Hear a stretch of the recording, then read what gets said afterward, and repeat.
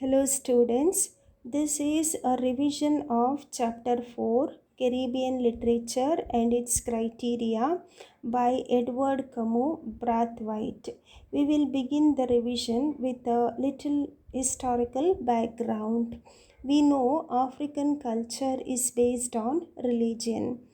African culture focused upon a religious core, survived and flourished under slavery, and came under severe attack at emancipation. The Europeans claimed that Africans had no philosophy, no military organization, no social life, no family structure, and no sense of personal or civic responsibility. The attack on African culture had multiple facets.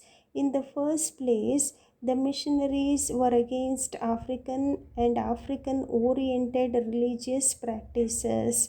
First, they banned the drum, which Africans considered as the voice of God or worship.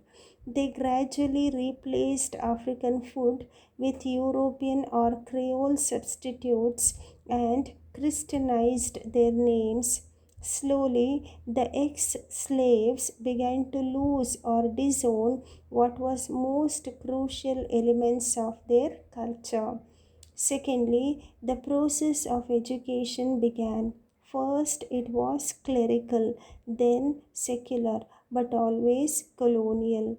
The ex slaves began to read and write so that they were diverted from the oral tradition of their inheritance.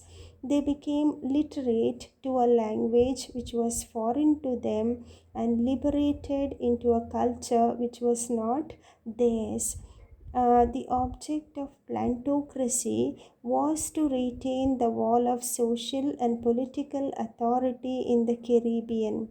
So, through social legislation, it prevented the former slaves from achieving anything in their community. Their voting rights were restricted, their socio-economic mobility curtailed, and their way of life was brought under subtle but savage attack. So, with this background, let us look at Brathwaite's essay once again.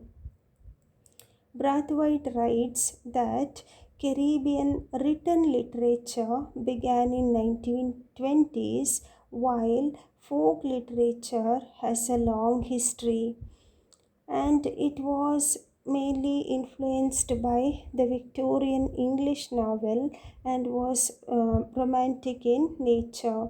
Among the intellectuals and artists, there was an increasing awareness that they should use both written and oral literature. In the literature of 1920s described what West Indies is and what Caribbean is about. Next, when we come to the novels of 1930s, it is called the novel of social reality.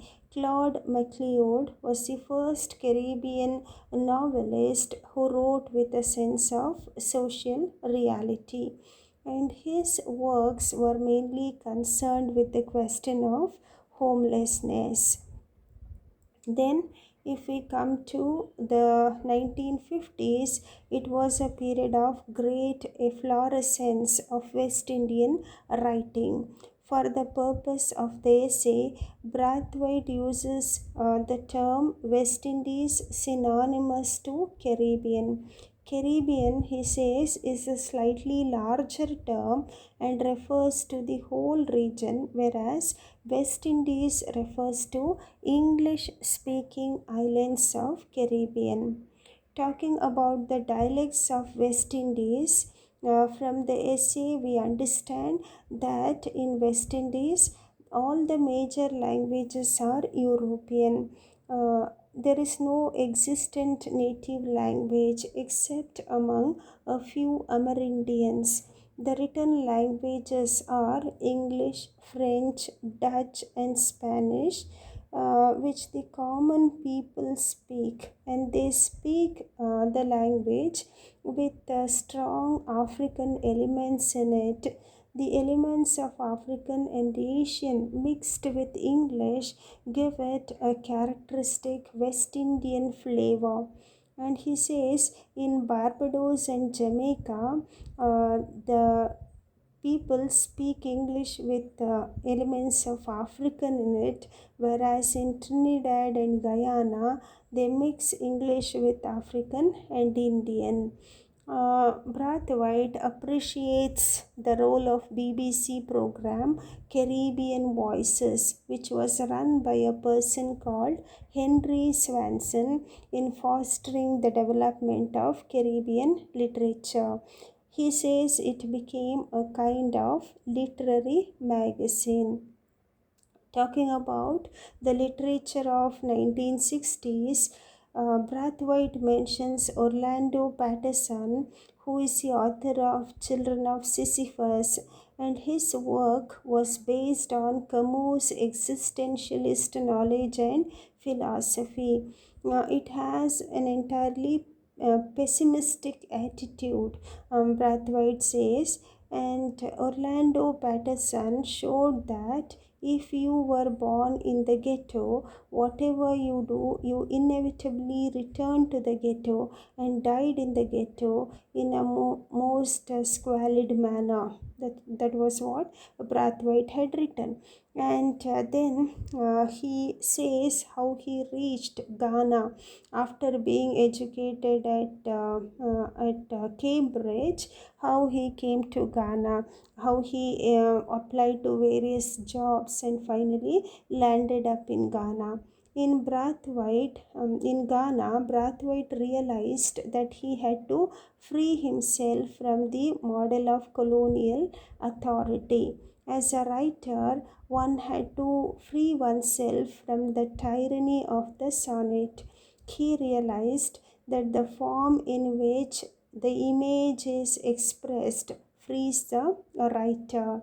He realized that there are a large variety of musical structures in the Caribbean, which, as we begin to use, opens up lot of avenues to express and to depart from the tyrannic mode. So Brathwaite develops a critical system whereby he uses terms such as music and rhythm and kinesis and possession. Kinesis is a term which refers to the use of energy. It is a term that comes from African religious culture where worship is best experienced in kinetic energy. So the people who write the poetry of kinesis actually enact a religious process, and they become aware of certain omens and icons that are vital to themselves. Brathwaite concludes the essay saying that the important aspects of poetry are music, rhythm, and kinesis, possession. This will lead to the poetry of Genesis. This is a form of writing similar to a flower, a sense of convolution, of things curling up themselves and then spreading outward. This, he says, is a possible criterion that one can observe in Caribbean writing. Next, he talks about national language. He says it is a use of local language as distinct from standard English. This refers not to the political nation but to the cultural nation, the nation of the natives. Next, he takes up the concept of icon and says this object comes out of meditation, the object that is concretized and comes to represent a symbol. The use of ancestors has become an important symbol in Caribbean literature. Lastly, there is the poetry of voyage, and this is a metaphorical voyage that we come across in Caribbean literature, need not be the physical language. So, we have revised chapter 4 here. Thank you for listening.